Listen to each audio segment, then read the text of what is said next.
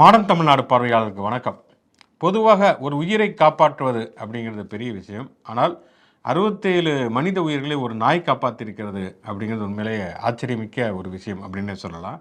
இமாச்சல பிரதேசத்தில் இப்பொழுது பெரும் மழை பெய்து கொண்டிருக்கிறது. நிலநடுக்கம், நிலச்சரிவு அப்படின்னு சொல்லிட்டு ஒரு மிகப்பெரிய அபாயமான ஒரு கட்டத்தில் இமாச்சல பிரதேசம் இருப்பதை பார்க்கிறோம்.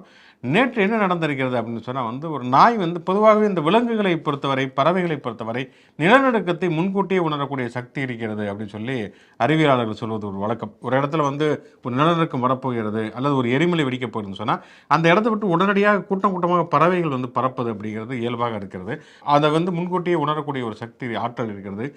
விலங்குகளுக்கும் அப்படிதான். விலங்குகளுமே பெரும்பாலும் நகர்ந்து விடுது, அந்த இடத்தை விட்டு நகர்வதுங்கிறது ஒரு வழக்கம். அதே மாதிரி அங்கே இருக்கக்கூடிய அந்த இமாச்சல பிரதேசக்கூடிய மண்டி அப்படிங்கிற பகுதி, அந்த பகுதியில் கூடிய ஒரு நாய்க்கு முன்கூட்டியே தெரிந்திருக்குமே, அந்த நாய் விடாமல் குலைச்சிருக்கு.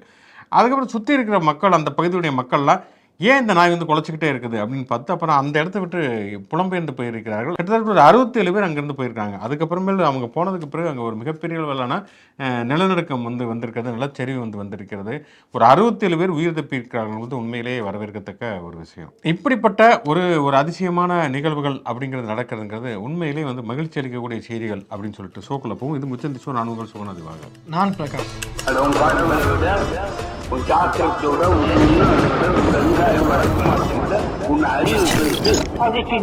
மக்களை காப்போம், தமிழ்நாட்டை மீட்போம் அப்படின்னு சொல்லி எடப்பாடி பழனிசாமி சுற்றுப்பயணத்தை ஆரம்பிச்சாரு.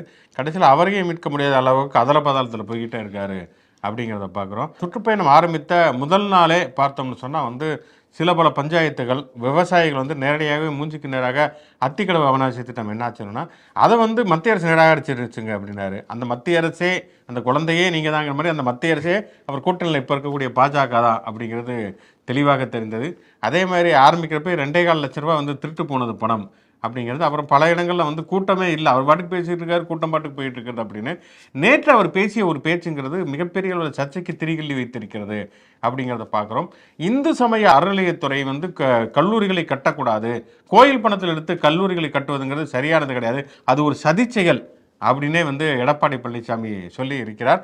கிட்டத்தட்ட அவர் பாஜக கூட்டணியில் இல்லை, அவரே பாஜகவாக மாறிவிட்டார், அவரே சங்கியாக மாறிவிட்டார், முழு சந்திரமுகியாக மாறிவிட்டார் என்கிற விமர்சனங்கள் கடுமையாக முன்வைக்கப்படுகின்றன. இதில் என்னன்னா சாதாரண, அதாவது அதிமுகவை ஆதரிக்கக்கூடியவர்களில் கூட மதச்சார்பின் மேல் நம்பிக்கை உள்ள இந்துக்கள் கூட என்ன இப்படி போயிட்டார் எடப்பாடி பழனிசாமிங்கிற விமர்சனங்களை கடுமையாக வைக்க ஆரம்பித்திருக்கிறார்கள். சென்னை மயிலாப்பூரில் இருக்கக்கூடிய கபாலீஸ்வரர் கோயில் கல்லூரி, அந்த கல்லூரியைச் சேர்ந்த மாணவர்கள், அவருடைய பெற்றோர்கள் எடப்பாடி பழனிசாமிக்கு எதிராக ஆர்ப்பாட்டத்தை நடத்த ஆரம்பித்திருக்கிறார்கள். உண்மையிலே முதலாக இந்த அறநிலையத்துறையின் சார்பாக கல்லூரிகளை கட்டியது யார் அப்படின்னு பார்த்தோம்னு சொன்னால் அது திராவிட இயக்கத்தை சேர்ந்தவர்கள், திமுக காரர்களோ அல்லது அதிமுக காரர்களோ கூட கிடையாது. 1963 முதலாக ஓமந்தூர் ராமசாமி ரெட்டியார் அவருடைய காலகட்டத்தில் தான் அந்த திண்டுக்கல் மாவட்டத்தில் இருக்கக்கூடிய அந்த பழனியாண்டவர் கலைக்கல்லூரி அப்படிங்கிறது ஆரம்பிக்கப்பட்டது. பின்னால் அதே பழனியாண்டவருடைய அந்த நிர்வாகத்தில் பெண்கள் கல்லூரி ஆரம்பிக்கப்பட்டது. இப்போ தமிழ்நாடு முழுக்க பல இடங்களில் பள்ளிகள், கல்லூரிகளை இந்து சமயத்தினுடைய அறநிலையத்துறை நடத்தி கொண்டு இருக்கிறது அப்படிங்கிறத பார்க்கிறோம்.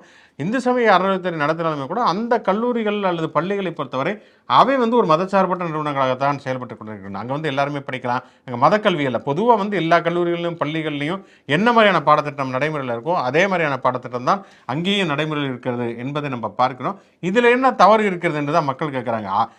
அங்கே வருவதுமே மக்களுடைய பணம் தான். அறநிலையத்துறையில் வரக்கூடிய வருமானங்கிறது ஒரு மக்களுடைய பணம். அதை எடுத்து என்ன வேறு எதுவும் கேபரேட் டான்ஸ் ஆடலை, அங்கே வேறு கிளப் நடத்தலை அல்லது சீட்டாட்ட கம்பெனி நடத்தலை, கேம்லிங் நடத்தலை, பள்ளி கல்லூரிகள் தான் நடத்துகிறாங்க. இதில் என்ன எடப்பாடி பழனிசாமிக்கான சிக்கல் அப்படின்னு கேட்குறாங்க. இன்னும் சொல்லப்போனால் எடப்பாடி பழனிசாமியுடைய ஆட்சி காலகட்டத்திலேயே அந்த அறநிலையத்துறை கீழே இயங்கக்கூடிய அந்த பழனியாண்டவர் கல்லூரியில் ஒரு கட்டணம் புதிதாக அமைத்திருக்கிறார்கள். அதை எடப்பாடி பழனிசாமி திறந்து வச்சிருக்காரு. அப்போ கேட்குறாங்க, சதிச்சையில் எடப்பாடி பழனிசாமியை பண்ணிட்டாரா, அவரே பண்ணிட்டு அதை விமர்சிக்கிறாரா என்கிற கேள்வியை கேட்கிறார்கள். தொடர்ச்சியாக இந்துத்துவவாதிகள் தான் அறநிலையத்துறைங்கிறது இருக்கக்கூடாது, அங்கேருந்து அரசு வெளியேற வேண்டும் கோயில்களை விட்டு அப்படின்னு சொல்லக்கூடிய ஒரு விஷயத்தை இன்றைக்கு எடப்பாடி பழனிசாமியை சொல்லுகிறார். அவர்கள் நடத்திய அந்த முருக பக்தர்கள் மாநாட்டில் தீர்மானமே போடப்பட்டிருக்கிறது, அறநிலையத்துறைங்கிறது இருக்கக்கூடாது அப்படின்னு சொல்லிட்டு. அந்த அறநிலையத்துறை மாநாட்டில் தான் அதிமுக முன்னாள் அமைச்சர்கள் பங்கு பெற்று அங்கே பெரியாருக்கும் அண்ணாவுக்கும் எதிராக அந்த காணொலி ஒளிபரப்பப்பட்டது. அது மிகப்பெரிய விமர்சனங்களை கிளப்பியது. அதை இல்லை எங்களுக்கு அதெல்லாம் உடன்பாடு இல்லைன்னு சொல்லிட்டு இப்போ அந்த தீர்மானத்தை எடப்பாடி பழனிசாமி முன்மொழிவது என்ன நியாயம் என்று சொல்லி அதிமுகவில் இருப்பவர்களை கேட்கிறார்கள். என்ன பதில் சொல்ல போகிறார் எடப்பாடி பழனிசாமி? ஆக்சுவலி எடப்பாடி பழனிசாமி யார் அப்படின்னு தமிழ்நாட்டு மக்கள் தெரிஞ்சுக்கிறதுக்கு இது ஒரு நல்ல வாய்ப்பு. ஏன்னா பொதுவாக வந்து பாஜகவுக்கு தான் இவர்கள் அடிமையாக இருக்கிறார்கள் அப்படின்னு நம்ம நினைச்சிட்டு இருந்தோம். ஆனால் இல்லை, நாங்களே ஆர்எஸ்எஸ் தான் அப்படின்ற அளவுக்கு வந்து இவங்க இறங்கி போயிருக்கிறாங்க. ஏன்னா அறநிலைத்துறை ஏன் உருவாக்கப்பட்டது அப்படின்ற வரலாறு வந்து சாதாரண மக்களுக்கு தெரியாமல் இருக்கலாம். அதிமுகன்ற ஒரு அண்ணாவோட பெயரை தாங்கியிருக்கிற ஒரு கட்சி அறநிலைத்துறையின் ஏன் உருவாக்கப்பட்டுச்சு அப்படின்ற ஒரு நோக்கத்தை கூட தெரிஞ்சுக்காம இருக்கிறது அப்படின்றது ரொம்ப மோசமா இருக்கு. அதோட விளைவு தான் இன்னைக்கு எடப்பாடி பழனிசாமியை பின்னாடி இருந்து யாரோ இப்படியெல்லாம் தூண்டி விட்டு பேச வைக்கிறாங்க. எடப்பாடி பழனிசாமிக்கு அதை பற்றின எந்த புரிதலும் இல்லாமல் அதை அப்படியே ஒப்பிக்கிறாரு அப்படிதான் புரிஞ்சுக்க வேண்டியிருக்கு. நீதி கட்சி காலத்திலேயே அறநிலைத்துறை வரத்துக்கு முன்னாடி கோயில்களுக்குள்ள நடந்த மோசடிகள், அங்கே நடந்த பண மோசடியாகட்டும் நகை மோசடியாகட்டும் அத்தனையும் வந்து கோயில்களை முதல்ல அவர்கள்ட்ட இருந்து காப்பாற்றணும் அப்படிங்கிற நோக்கத்தில் தான் நீதி கட்சி உள்ளே போய் அறநிலைத்துறையை ஒன்று உருவாக்குச்சு. அறநிலைத்துறை வந்து தமிழ்நாட்டில் மட்டும் இல்லை, இன்னைக்கும் கர்நாடகாவில் ஆந்திராவில் அந்த மாதிரி வேற வேற பேர்களில் ஏதோ ஒரு வகையில் இருக்க தான் செய்யுது. நீதி கட்சி காலத்துக்கெல்லாம் கூட போவேனா. கலைஞர் காலத்தில் என்ன நடந்தது? கலைஞர் வந்து சிதம்பரம் நடராஜர் கோயிலை அறநிலைத்துறை கட்டுப்பாட்டில் கொண்டு வந்தப்ப வருஷத்துக்கு 3 கோடி ரூபாய் வந்து அந்த கோயில் வந்து லாப கணக்கு காட்டியிருக்காங்க. ஆனால் அதை மீண்டும் வந்து இவங்க வழக்கு போட்டு தீட்சிதர்கள் கை கொண்டு போனதுக்கு பிறகு இப்போ சமகாலத்திலேயே அந்த வருமானம் வந்து 30,000 அப்படின்னு இவங்க கணக்கு காட்டின வரலாறு எல்லாம் இருக்கு. 3 கோடி எங்க இருக்கு, 30,000 எங்க இருக்கு அப்படின்னு பார்த்தோம்னா அதுலேயே தெரியுது அறநிலைத்துறை இல்லாட்டி எவ்வளவு மோசடிகள் நடக்கும். இந்த பணத்தை அறநிலைத்துறையாவது ஒரு வகையில் வந்து நியாயமா மக்கள்கிட்ட கொண்டு போய் அவங்களுக்கு கல்வி சேவை கொடுக்கறது அப்படின்ற அளவு செஞ்சுட்டு இருக்கு. இப்போ கல்வி கொடுக்கறதுல இவங்களுக்கு என்ன சிக்கல் வருது அப்படின்னா சொத்துக்களை வேற ஒருத்தருக்கு மடைமாற்றணும் அப்படிங்கிறதா நோக்கமா இருக்கு. அந்த நோக்கத்தை தான் ஹெச் ராஜா இது வரைக்கும் பேசிட்டு இருந்தாரு. இப்போ அதே டோன்ல எடப்பாடி பழனிசாமி பேசுறாரு அப்படின்னா அது அதிமுக இல்ல ஆர்எஸ்எஸ் அப்படின்னு தான் நம்ம புரிஞ்சுக்க வேண்டியிருக்கு. கண்டிப்பாக அது வந்து அதிமுக இல்ல, அது வந்து ஆர்எஸ்எஸ் முன்னேற்ற கழகமாக அது மாறிவிட்டது அப்படிங்கிறத எடப்பாடி பழனிசாமியுடைய செயல் நிரூபிக்கிறது. ஆக்சுவலி நேற்று வந்து எடப்பாடி பழனிசாமியுடைய பரப்புரை பயணம் வந்து ரொம்ப காத்து வாங்குன்னு சொல்லியிருக்காரு. காத்து வாங்கினது மட்டும் இல்லை, ரொம்ப மோசமாக ரேஸ் கோர்ஸில் பேசும்போது வந்து வாக்கிங் போயிருக்காரு. வழக்கமாக வாக்கிங் போயிட்டு மக்கள் நிறைய பேர் வருவாங்க, அவங்ககிட்ட லெட்டர்லாம். அதுவும் அவருடைய வாக்கிங் ஃபுல்லாக இந்த இது அயன் பண்ணி வந்து கஞ்சி வச்சு சட்டை வச்சு அடுத்து வந்து பட்டு வேட்டி பட்டு சட்டையோட தான் வாக்கிங் தான் போகணும். அப்படி வந்து போகிறப்ப மக்கள் யாருமே வரல. அதிமுக நிர்வாகிக்கு ஒரு கடத்துக்கு மேலே டென்ஷன் ஆகி பார்க்கில் இருந்தவங்களாம் ரேஸ் கோர்ஸில் இருந்தவங்களாம் கூப்பிட ஆரம்பிச்சிட்டாரு. எடப்பாடி வந்திருக்காரு, வாங்க பேசுங்க, அவங்க குறையெல்லாம் வந்து சொல்லுங்க அவர்கிட்ட அப்படின்னு வந்து கூப்பிட ஆரம்பிச்சிட்டாரு. ஏன்னா எடப்பாடியை சுற்றி வந்து ஒரு பெரிய டீம், கேமரா டீமே இருந்திருக்குது. மக்கள்லாம் பயந்து ஏதோ வீடியோ ஷூட்டு வந்திருக்காங்க போல அப்படின்ற மாதிரி ஒதுங்கி போயிருக்காங்க. இப்போ இவங்க வந்து மக்களை சந்திக்க தான் வந்திருக்காருங்கிறதே இவர் போய் கூப்பிட்டதுக்கு பிறகு தான் தெரிஞ்சிருக்கு. அதுக்கப்புறம் தான் ஒரு சிலர் வந்து பேசவே ஆரம்பிச்சிருக்காங்க. இன்னொரு பக்கம் வடவள்ளியில் போய் பேசும்போது வந்து இந்த தொகுதியில் உங்கள் கூட்டணி கட்சி வேட்பாளருக்கு ஓட்டு போடுங்க அப்படின்னு வந்து பேசியிருக்கிறாரு. ஏற்கனவே வந்து கூட்டணி மட்டும் தான் உறுதிப்படுத்திருக்காங்கன்னு நினச்சோம். ஆனால் பார்த்தா தொகுதி பங்கீட்டுலாம் பிடிச்சி பாஜகவுக்கு எத்தனை சீட்டு, அதில் அதிமுகவுக்கு எத்தனை சீட்டு, டிடிவிக்கு அதில் எத்தனை சீட்டுலாம் ஏற்கனவே பேசி முடிச்சுட்டாங்க போல. அந்த தொகுதியில் ஒருவேளை உண்மையிலே கூட்டணி கட்சி தான் நிற்கிதா என்னன்னு தெரியல. தெரியாமல் இவர் பேசினாரா இல்லை தெரிஞ்சு தான் பேசினாராங்கிறதும் நமக்கு புரியல. அது மட்டும் இல்லை, இவங்க கூட்டம் வரல அப்படின்னு தெரிஞ்சதுக்கு பக்கம் என்ன பண்ணிட்டாங்கன்னா லோக்கல் ஏடிஎம்கேக்காரங்க பெண்களை வந்து ஒரு 200-300 பேரை அழைச்சிட்டு வந்து அவங்களுக்கு வந்து சில்வர் குடம், தட்டு இந்த மாதிரிலாம் கொடுத்து வந்து கூட்டத்தை கவர் பண்ணியிருக்காங்க அப்படின்லாம் இன்னைக்கு பத்திரிகையில் செய்தி வந்திருக்கு. இல்லை இதில் என்னென்னா, இப்போ ரேஸ் கோர்ஸில் வந்து பொதுவாக வந்து குதிரைகள் வர்றதுக்கு தான் வந்து கமான் அப்படின்னு கூப்பிடுவாங்க. இப்போ மக்களே கூப்பிட வேண்டிய நிலைமை. கூட்டணி கட்சிக்கு அந்த தொகுதி ஒதுக்கப்பட்டிருக்குதுன்னா முதல்ல அந்த கூட்டணி கட்சி எது? இப்போதைக்கு இவங்க கூட்டணியில் இருக்கக்கூடிய ஒரே கட்சி பாஜக தான். பாமக அந்த முரண்பாடுகள் இருக்குது. ஓ பன்னீர்செல்வம், டிடிவி தினகரன் இவங்கெல்லாம் என்ன பண்ணுவாங்க? அந்த கூட்டணி கட்சிக்கு சீட்டு ஒதுக்குவாரா இல்லையா அப்படின்னு பல கேள்விகள் இருக்குது. இப்படி ஒரு குழப்பத்தோடைய ஒரு சுற்றுப்பயணம் பண்ணதுனால நம்ம தெரியல, ஏதோ பேச்சு எக்குத்தப்பா வந்து சிக்கலில் மாட்டிக்கிறார் எடப்பாடி பழனிசாமி அப்படின்னே சொல்லலாம். அதுக்கப்புறம் தொழில்துறையோட அங்கே வந்து ஒரு ஆலோசனை நடத்திருக்கிறாரு. கோயம்புத்தூரை பொறுத்த வரைக்கும் ஒரு தொழில் கான்ட்ராக்ட் போடுவாங்களே, கான்ட்ராக்ட் இருப்பாங்களே சம்பந்தி, அவங்களா கிட்டத்தட்ட அந்த மாதிரி தான் இருந்திருக்கு போல. ஏன்னா கோவைனா கொடிசியா, இந்திய தொழில் வர்த்தக சபை, சைமா, சீமா, காட்மா, கோப்மா, பவுண்டரி அசோசியேஷன் இந்த மாதிரி பெரிய பெரிய தொழில் சங்கங்கள்லாம் இருக்கு. அவங்கெல்லாம் யாருமே கலந்துக்கல. இவர் யாரையோ சம்மந்தம் இல்லாத ஆட்களை வச்சு தான் வந்து தொழில் நிர்வாகிகளோட கூட்டத்தையுமே நடத்தியிருக்கிறாரு. நீங்கள் சொன்ன மாதிரி அவங்க மாமனார், மச்சான், சம்மந்தி இந்த மாதிரி யாராவது வச்சு அந்த கூட்டத்தை முடிச்சிட்டாங்களா என்னன்னு தெரியல. கிட்டத்தட்ட அண்ணாமலையோட அந்த நடைப்பயணம் மாதிரியே எடப்பாடியோட பயணத்தையும் மூத்தி மூடுறதுக்கான வேலைகளை அதிமுக காரங்களே பார்த்துருக்காங்க. அதுவும் கோயம்புத்தூர்லேயே பார்த்துருக்காங்க அப்படிங்கிறது தான் இந்த பயணம் முதல் 2 நாள்லேயே தெரிய வந்திருக்கு. இதனாலேயே நம்ம தெரியல, ஒரு பக்கம் எடப்பாடி பழனிசாமி ஆர்எஸ்எஸ் குரலில் பேசுகிறார் அப்படிங்கிறதுனால என்னன்னு தெரியல. தமிழ்நாடு முதல்வர் திமுக தலைவர் ஸ்டாலின் இன்றைக்கு வந்து திருச்சி ஜமால் முகமது கல்லூரியில் வந்து ஒரு விழாவில் கலந்துக்கிட்டு இருக்காரு. அவர் என்ன சொல்லியிருக்காரு, நம்ம முன்னால் பல வழிகள் இருக்கிறது, காந்தி வழி, பெரியார் வழி, அம்பேத்கர் வழின்னு. இந்த வழிகளை நீங்கள் பின்பற்றுங்கள், எப்பொழுதும் கோட்சே வழியில் போய்விடாதீர்கள், கோட்சே ஆதரிப்புடைய வழியில் போய்விடாதீர்கள் அப்படின்னு சொல்லியிருக்காரு. அவர் மறைமுகமாக சொல்லுவதுங்கிறது பாஜகவையும் அதிமுகவையும் தான் அவர் சொல்லுகிறார் அப்படிங்கிற மாதிரி தான் தெரிகிறது. ஏன்னா வந்து தொடர்ச்சியாகவே வந்து மதச்சார்பின்மைக்கான ஒரு அச்சுறுத்தலாகவே வந்து பாஜக இருந்து கொண்டிருக்கக்கூடிய நேரத்தில் அதிமுக எடப்பாடி பழனிசாமி அதே டோன்ல பேசுகிறார். இப்போ கோட்சே வழியில் போகாதேன்னு யாருக்கு, எடப்பாடிக்கு சொல்கிறாரா அல்லது மாணவர்களுக்கு சொல்கிறாரா என்கிற மிகப்பெரிய கேள்வி எழுந்திருக்கிறது. ஆக்சுவலி எடப்பாடிக்காக தான் இருக்குன்னு நினைக்கிறேன். ஆனா ஏற்கனவே அவங்க பெரியாருடைய படங்கள் எல்லாத்தையுமே தவிர்த்துட்டாங்க. பரப்புரை பயணத்தில் எங்கேயுமே பெரியார் இல்லை. அண்ணா மட்டும் பெயர்ல வச்சிருக்கிறதால வச்சிருக்கிறாங்க. ஒருவேளை பெயரையும் வந்து அமித்ஷா மாத்திட்டாங்கன்னா அந்த இடத்துல அண்ணாவுக்கு பதிலாக அமித்ஷாவை ரீப்ளேஸ் பண்ணிடுவாங்க. அமித்ஷா அப்படியே கையை காட்டிட்டு அந்த கொடியில் சிரிக்கிறத பார்த்தா பயங்கரமாக தான் இருக்கும். ஓகே, இந்த அமித்ஷா அப்படின்னு சொல்றப்ப தான் குஜராத் மாடல்னு அவங்க பீட்டி கொண்டிருந்தால இன்னைக்கு காலையில் பார்த்தோம்னு சொன்னால் குஜராத்தில் வந்து வதேதாரா பகுதியில் இருக்கக்கூடிய ஒரு ஆற்றில் மேலே இருந்த பாலம் வந்து உடைந்திருக்கிறது. லாரி போய்கிட்டு இருக்க போய் உடைந்து லாரி வந்து ஆற்றுக்குள் விழுந்திருக்கிறது அப்படிங்கிறத பார்க்குறோம். 3 ஆண்டுகளுக்கு முன்பு 2022 அப்படிதான் குஜராத்தில் ஒரு புகழ்பெற்ற பாலம் மோர்பி பாலம், ஒரு 150 ஆண்டுகளுக்கு முன்னால் பிரிட்டிஷாரால் கட்டப்பட்டிருக்கக்கூடிய ஒரு பாலம். அது அவ்வளோ நாள் ஸ்ட்ராங்காக தான் இருந்தது. இவங்க என்ன பண்ணாங்கன்னா வந்து நாங்கள் இதை புதுப்பிக்க போகிறோம் அப்படின்னு சொல்லி கான்ட்ராக்ட்லாம் விட்டுட்டு அதை வந்து ஒரு நல்ல திறந்து வச்சு வந்து ஒரு 100 பேர் போகிற இடத்துல 500 பேர் 1000 பேர் போய் அந்த பாலம் இடிந்து விழுந்து கிட்டத்தட்ட 100க்கும் மேற்பட்டவர்கள் பலியானதை நம்ம பார்க்கிறோம். குஜராத்தில் தொடர்ச்சியாக இப்படியான பால விபத்துகள் நடப்பது அப்படிங்கிறது அங்கே இருக்கக்கூடிய நிர்வாக சேர்வையை காட்டுகிறது அப்படிங்கிறத நம்ம பார்க்கிறோம்.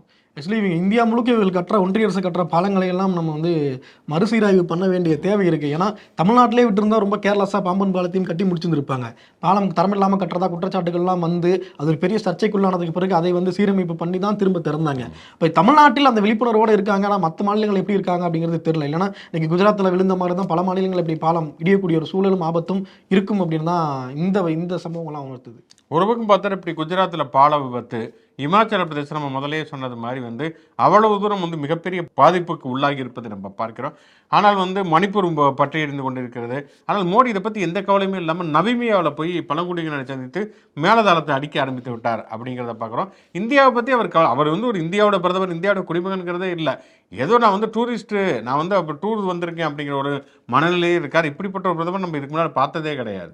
பாட்டாளி மக்கள் கட்சியுடைய பிரச்சனை என்பது நாள்தோறும் போய்கொண்டே இருக்கிறது. முதல்ல வாரத்துக்கு ஒரு நாள் வியாழக்கிழமை மட்டுமே இருந்தது. இன்னைக்கு வந்து இப்போல்லாம் வந்து தினசரி 3 காட்சிகள் அப்படிங்கிற ரேஞ்சுக்கு போய்கிட்டு இருக்கு. நேற்று நடந்த அந்த செயற்குழு என்பது அதில் வந்து நம்ம பேசிக்கிட்டு இருந்தப்போ அந்த செயற்குழு நடந்து கொண்டிருந்தது.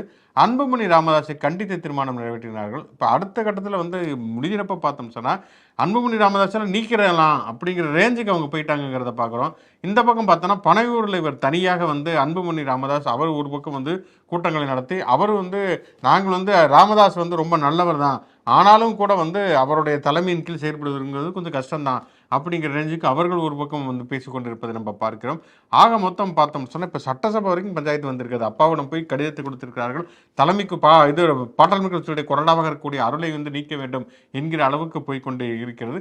எங்கே போய் நிற்கும் அப்படிங்கிறது நமக்கு தெரியவில்லை. ஆக்சுவலி நேற்று தைலாபுரத்தில் நடந்த கூட்டத்தில் ராமதாஸுடைய மூத்த மகள் காந்திமதி வந்து அமர்ந்திருக்காங்க. முதலாக வந்து நேற்று அரசியல் கட்சி கூட்டத்துக்குள்ள வந்திருக்காங்க. உடனே முதல் நாளே வந்து ராமதாஸ் வந்து நீ மேடைக்கு வா அப்படின்னு சொல்லி ஒரு மேடையில் ஏற்றிருக்கிறாரு. என்னுடைய பல போராட்டங்களுக்கு பின்னால் இருந்து உழைத்தவர் காந்திமதி அப்படின்னு ஒரு கிரெடிட்டையும் கொடுத்துருக்கிறாரு. அப்போ என்னன்னா கட்சியை இந்த பக்கம் மடைமாத்துறதுக்கு ராமதாஸ் தயாராகிட்டாரு அப்படிங்கிறது தான் இந்த. இப்போதான் அவர் சொன்னார் வந்து நான் வந்து குடும்பம் வாரிசெல்லாம் கொண்டு வர மாட்டேன்னு சொன்னேன், தெரியாதனமா வந்து அன்புமணி ராமதாஸை கொண்டு வந்துட்டேன், அது என்னுடைய தவறு தானாரு.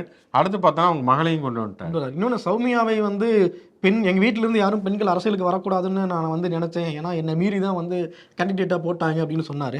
ஆனால் இப்போ அவருடைய மகளை வந்து காந்திமதி வந்து கட்சிக்குள்ளே கொண்டு வராரு. அடுத்து அவருடைய மகன்கிட்ட கொண்டு போய் கட்சியை சேர்க்கறதுக்கு ராமதாஸ் வந்து ஒரு தெளிவான பாதையை போட்டு போய் முகுந்தன் சொல்லி அவங்க பேரனை கொண்டு வர சொல்லி அதுலேயுமே பல பிரச்சனைகள் வந்ததை பார்க்குறோம்.